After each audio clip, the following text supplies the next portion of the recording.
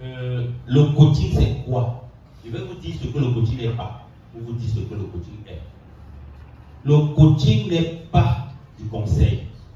Si quelqu'un est coach et il se met à vous donner des conseils, ça n'en est pas un.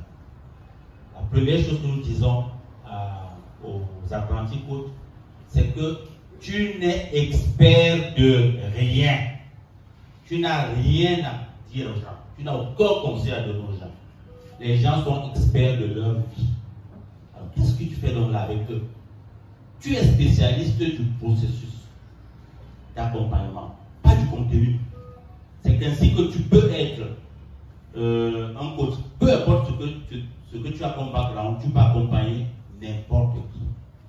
Tu peux accompagner un directeur général, un enfant, un ministre, un policier, un ingénieur, un médecin, sans importance, parce que c'est l'humain que tu accompagnes. Tu es comme un taximan. Un ministre peut emprunter un taxi. Le taxi va toujours partir, non? Un enfant entre, le taxi va rouler, non? Une religieuse est dedans, ça ne va pas partir.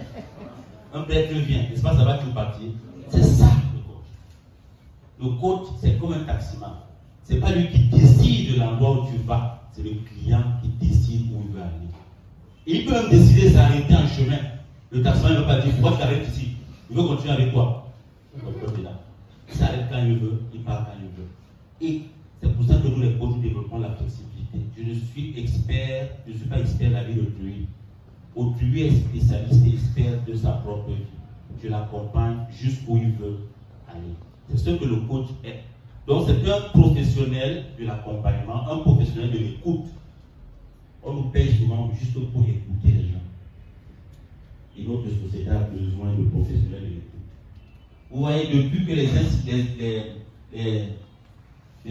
instances ou les institutions qui avaient la charge de la tutelle des personnes, c'est-à-dire les familles, l'église, l'école, ont commencé à péricliter, à ne plus être vraiment populaires, ici comme ailleurs, a émergé la profession de coach. Parce qu'on est parent, mais on ne s'est pas formé pour être parent. Et comme chacun d'autre est là, chaque parent d'autre est là. Nous étions hier en haut d'ici, après 10 ans, pour l'arbre de Noël. Je suis allé avec tout le comité d'organisation. Nous étions près de 18 personnes qui m'accompagnent hier là-bas. C'est une école fondée par Monseigneur Emmanuel Foucault.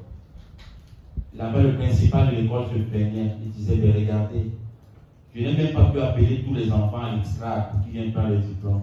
Parce que beaucoup de filles comme garçons, les pieds sont déchirés partout là. Les enfants viennent à l'école pieds nus. Pourtant, dans un village comme celui-là, tout le monde se connaît. Les parents préfèrent boire, se saouler. On les accompagne même dans les brouettes qui rentrent chez eux. Mais leurs enfants, même le fil et les billes pour la pistolet, la tenue de l'enfant, ils ne le font pas. Et ils ne veulent pas le faire. Ils disent que c'est pas ton enfant, laisse-le comme ça. Et voilà donc.